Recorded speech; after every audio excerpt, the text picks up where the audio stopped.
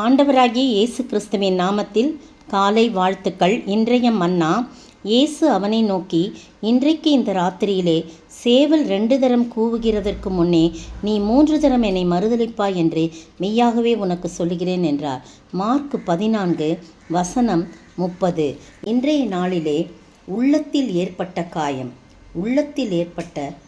காயம் பாருங்கள். அந்த இடத்துல நீங்கள் மார்க் எழுதின சுவிசேஷத்தில் படித்து பார்த்தீங்கன்னா, இயேசு சீஷர்களோடு சேர்ந்து அந்த மலைக்கு சென்று ஸ்தோத்திர பாட்டெல்லாம் பாடின பின்பு ஒலிவ மலைக்கு புறப்பட்டு போகிறாங்க. ஸ்தோத்திர பாட்டை பாடின பிறகு எல்லாரும் சேர்ந்து ஒலிவ மலைக்கு புறப்பட்டு செல்கிறாங்க. என்னென்னா ராப்போஜனம், அந்த ராத்திரி வேளையில் அப்பத்தை எடுத்து ஸ்தோத்திரம் பண்ணி எல்லோரும் கொடுத்து, அப்புறம் திராட்சை ரசத்தை அதே மாதிரி தன்னுடைய ரத்தம் என்று சொல்லி அந்த காட்சி நமக்கு தெரியும். கடைசி போஜனம் பண்ணுற காட்சி நமக்கு தெரியும். அதை நம்ம கண்முன் நிறுத்தி பார்ப்போம். அதுக்கு பிறகு அவங்க ஒலிமலைக்கு புறப்பட்டு போகிறாங்க. இயேசு அவங்கள நோக்கி, மேய்ப்பனை வெட்டுவேன், ஆடுகள் சிதறடிக்கப்படும் என்று எழுதியிருக்கிறபடி இந்த ராத்திரியிலே நீங்கள் எல்லாரும் என்னை நிமித்தம் இடரல் அடைவீர்கள் சொல்கிறாங்க. ஆகிலும் நான் உயிர்த்தெழுந்த பின்பு உங்களுக்கு முன்னே நான் கலிலேயாவுக்கு போவேன்னு சொல்கிறார். அப்போ பேதுரு உடனே 29ஆம் வசனம் பாருங்க, உமது நிமித்தம் எல்லாரும் இடரல் அடைந்தாலும் நான் இடரல் அடையேன் சொல்கிறான்.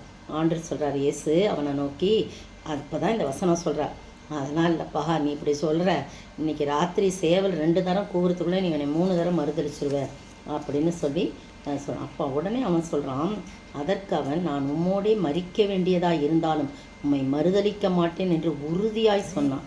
எல்லாரும் அப்படியே சொல்கிறாங்க. அதெல்லாம் முடிஞ்சு போச்சு. அதுக்கு பிறகு இயேசுவை பிடிச்சிட்டு போகிறாங்க. எல்லாம் நடக்குது. பேதுரு தூரத்தில் என்று பின் சென்று அங்கே போய் அரண்மனையிலே சேவகரோட கூட உட்கார்ந்து நெருப்பண்டையில் குளிர் காய்ந்து கொண்டதானே 54ஆம் வசனம் சொல்லுது பாருங்கள். 3 தரம் மறுதளிக்கிறான். குளிர் காய்ந்து கொண்டிருக்க போது பேதுருவை கண்டு அவனை உற்று பார்த்து, ஒரு வேலைக்காரி, ஆசாரியன் பிரதான ஆசாரியனுடைய வேலைக்காரில் ஒருத்தி 67, 66, 67 வசனம் பாருங்கள்.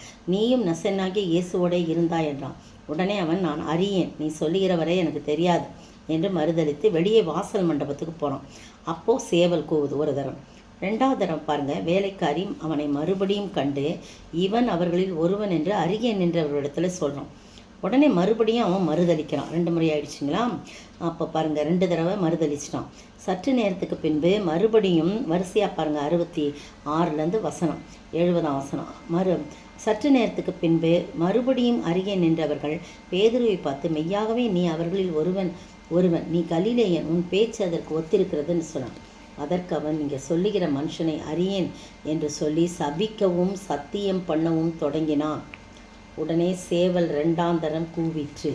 சேவல் 2 தரம் கூவுகிறதற்கு முன்னே நீ என்னை 3 தரம் மறுதலிப்பாய் என்று இயேசு தனக்கு சொன்ன வார்த்தையை பேதுரு நினைவு கூர்ந்து மிகவும் அழுதான். இன்னொரு இடத்துல பாருங்கள், லூக்கால 22ஆம் அதிகாரத்தில், அதற்கு பேதுரு, மனுஷனே நீ சொல்லுகிறவன் எனக்கு தெரியாது என்று அறியேன் என்றால் அவன் இப்படி சொன்ன உடனே சேவல் கூவிற்று. அப்பொழுது கர்த்தர் திரும்பி பேதுருவை நோக்கி பார்த்தார்.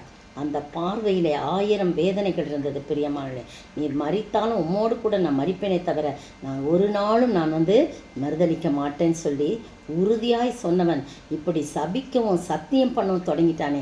இவன் தான் எனக்கு பின்னால் நல்லா என்னை பற்றி சொல்லுவான்னு நினச்சேனே.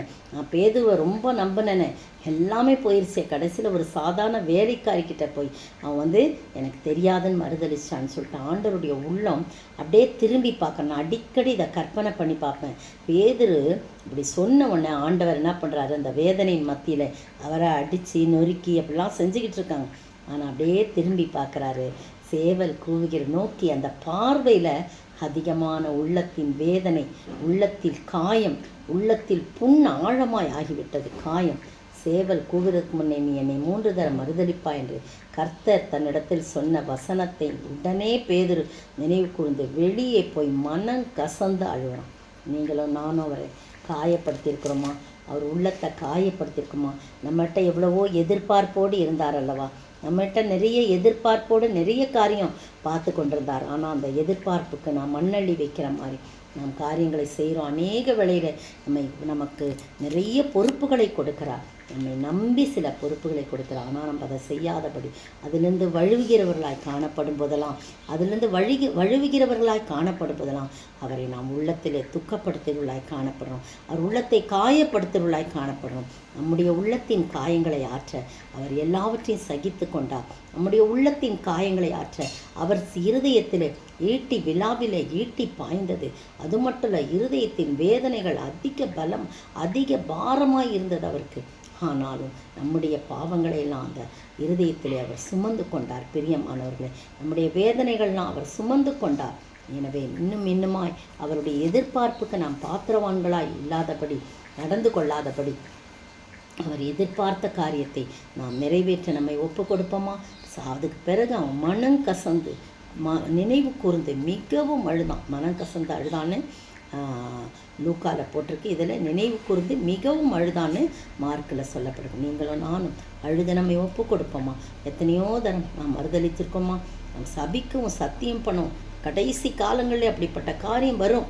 இயேசு உங்களுக்கு தெரியுமா? தெரியாதுன்னு சொல்லிடக்கூடாது. நமக்கு மரணமே ஆனாலும் இயேசு அடுத்த நிமிஷம் நம்ம ஆண்டவர்கிட்ட போய் அவருடைய பரலோகத்திலே அவருடைய மடியிலே நாம் இருப்போம் என்ற ஒரே எண்ணம் மட்டும் நம்ம எல்லாருக்கும் இருக்கணும். எனவே அவரை எந்த விதத்திலும் எந்த நேரத்திலும் அவரை நாம் சபிக்கவும் தெரியாதுன்னு சொல்லக்கூடாது. அப்படிப்பட்ட ஒரு வாழ்க்கை வாழ ஆண்டவர் தாமே கிருபை செய்வாராக. அவருடைய உள்ளத்தை வேதனைப்படுத்தி காயப்படுத்தின காரியங்கள் எதுவாக இருந்தாலும் அவருடைய சமூகத்திலே அறிக்கை செய்து ஒப்பு கொடுப்போமா? ஜெபிப்போம். சேவல் கூவிடும் 3 வேளையும் சொந்த குருவை மறுதலித்தான். ஓடி ஒளியும் பேதுருவையும் தேடி அன்பாய் நோக்குகின்றார். ஏறுகின்றார் தள்ளாடி தவழ்ந்து களைப்போடே என் இயேசு குருசை சுமந்தே என் நேச கொல்கதா மலையின் மேல் நடந்தே ஏறுகின்றார். ஆமாண்டவரே, நன்றியோடு மெய் ஸ்தோத்திரிக்கிறோம். கர்த்தாவே, நாங்கள் அப்படிப்பட்ட காரியங்கள் செய்யாதபடி, கர்த்தாவே உம்மை எந்த சூழ்நிலையிலும் ஆண்டவரே உம்மை நாங்கள் மறுதலிக்காதபடி, ஆண்டவரே உம்மை தெரியாது என்று சொல்லி நாங்கள் பின்வாங்காதபடி இருக்க நீங்கள் உதவி செய்யுங்க. உம்மை ஒரு நாளும் உள்ளத்திலே நாங்கள் காயப்படுத்துவர்களாய் காணப்படாதபடி எங்களுடைய காயங்களை ஆற்றுவதற்காகவே நீர் சிலுவையை சுமந்தீர் ஆண்டவரே. அதை எப்பொழுதும் எண்ணி உமக்கு பிரியமான பிள்ளைகளாய் நடக்க நீர் உதவி செய்ய வேண்டும் என்று கர்த்தரும் மீட்பரும் ராஜாமா இயேசு கிறிஸ்துவின் விலையேறப்பட்ட நாமத்தில் ஜெபிக்கிறேன் பிதாவே, ஆமேன்.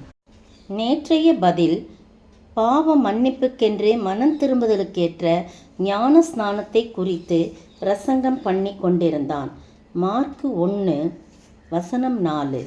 இன்றைய கேள்வி: எது நிறைவேறிற்று? எது சமீபமாயிற்று? எதை விசுவாசியுங்கள் என்றார். எது நிறைவேறிற்று? எது சமீபமாயிற்று? எதை விசுவாசியுங்கள் என்றார்.